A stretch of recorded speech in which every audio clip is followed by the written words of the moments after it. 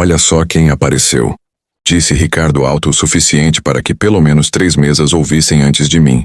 6 anos depois e ele ainda usa terno de loja popular.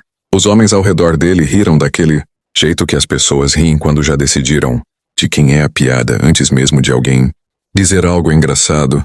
Eu não me virei imediatamente. Terminei de mexer meu café, coloquei a xícara sobre o pires com cuidado e só então levantei o olhar. O salão de conferências do WTC São Paulo estava cheio, do jeito que só fica em eventos de negócios importantes. Luzes brancas demais, um coquetel de boas-vindas na entrada, crachás com nomes e empresas, que faziam todo mundo parecer mais importante do que realmente era. Eu estava na sala havia talvez 15 minutos, tempo suficiente para cumprimentar alguns investidores e revisar minha apresentação mentalmente, antes que Ricardo me encontrasse. Ele sempre teve esse dom de encontrar o momento exato em que uma sala inteira estava prestando atenção. Ricardo, eu disse, nem frio nem quente, só neutro. Bruno, ele respondeu, alongando meu nome como se estivesse testando se ainda tinha o mesmo peso de antes. Ele estava bem, sempre esteve. Terno caro, relógio caro. Aquele tipo de confiança que só existe em quem nunca precisou reconstruir nada do zero. Trabalhando em que hoje em dia, hein? Ele perguntou, olhando meu crachá de palestrante como se estivesse catalogando evidências para um veredito que já tinha decidido de antemão. Ainda na área, eu disse, o que era verdade da mesma forma que dizer que um rio ainda está na área da água é verdade. Meu nome é Bruno Carvalho. Tenho 33 anos. E se você tivesse me perguntado 6 anos atrás o que eu imaginava para esta noite, em pé num salão de conferências na Avenida Paulista, cercado de investidores e diretores de empresas, eu não teria imaginado nada disso. Não o salão, não a conferência, e certamente não o homem à minha frente, rindo de mim com uma taça de vinho na mão, completamente alheio ao que estava prestes a descobrir. Antes de continuarmos, preciso te contar uma coisa, porque ela importa mais do que qualquer coisa que vai acontecer depois. O valor de um homem nunca foi medido pelo que dizem dele numa sala, é medido pelo que ele faz quando ninguém está olhando. Meu pai costumava dizer isso para mim enquanto trabalhávamos juntos na oficina dele aos sábados de manhã, quando eu tinha 16 anos. Suor escorrendo nos olhos, as mãos cheias de graxa, porque isso era o que a nossa família fazia, no lugar de tirar férias. Eu não entendia aquilo na época. Entendo perfeitamente agora. Ricardo não sabia o que eu tinha construído desde que ele me demitiu. Ninguém naquele salão sabia. O que eles conheciam era a versão de mim que tinha ficado para trás 6 anos atrás. Um analista qualquer que costumava falar sobre um dia abrir a própria empresa. Aparentemente, ainda só falando, enquanto ele, pelo visto, tinha subido ainda mais na hierarquia. Havia uma mulher ao lado dele, elegante, com um crachá de diretora de relações institucionais. Camila, ele disse, apresentando-a rapidamente antes de voltar o olhar para mim. Ele estava fazendo as contas, do jeito que um homem faz quando está tentando entender por que alguém que ele descartou está numa conferência que custa R$3.000 o ingresso. Antes de seguirmos, quero que você se sente com uma coisa que minha avó costumava me dizer na varanda da casa dela, em Curitiba, balançando numa cadeira que rangia desde antes de eu nascer. Filho, as pessoas que falam mais alto sobre os seus fracassos geralmente são as mais assustadas de que você prove que elas estavam erradas. Ela criou 4 filhos sozinha, trabalhando numa fábrica de tecidos e nunca, em 80 anos de vida, levantou a voz para ninguém. Ela dizia que paciência não era a mesma coisa que não fazer nada. Era fazer tudo silenciosamente, enquanto as pessoas ao seu redor achavam que você não estava fazendo nada. Deixa eu te levar um pouco para trás, porque é ali que essa história realmente começa. Não neste salão, mas num lugar bem mais silencioso e bem mais doloroso.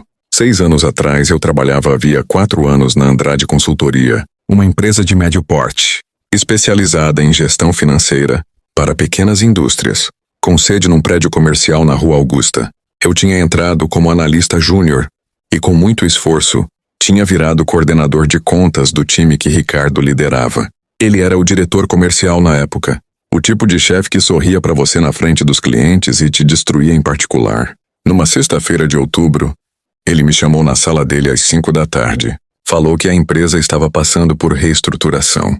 Falou que eu não tinha o perfil de liderança que eles precisavam para o próximo ciclo. Falou isso olhando para o relógio, como se aquilo fosse só mais um item numa lista de tarefas do dia dele. Eu tinha uma filha de 2 anos em casa, um financiamento de apartamento que eu tinha acabado de assinar havia 3 meses, e naquele momento, nenhuma ideia do que eu ia fazer na segunda-feira seguinte. Os primeiros meses depois da demissão foram os mais difíceis da minha vida adulta. Mandei currículo para quase toda a consultoria financeira de São Paulo. A maioria nem respondia. As que respondiam ofereciam salários menores do que eu ganhava 4 anos antes. Minha esposa, Juliana, trabalhava meio período numa escola em Pinheiros, e por um tempo foi o salário dela que segurou as contas da casa enquanto eu ficava acordado até tarde tentando entender o que eu queria fazer da vida. Foi ela quem primeiro falou. Bruno, você passou 4 anos resolvendo os problemas financeiros dos clientes da Andrade. Por que você não resolve o seu próprio problema e monta algo com isso?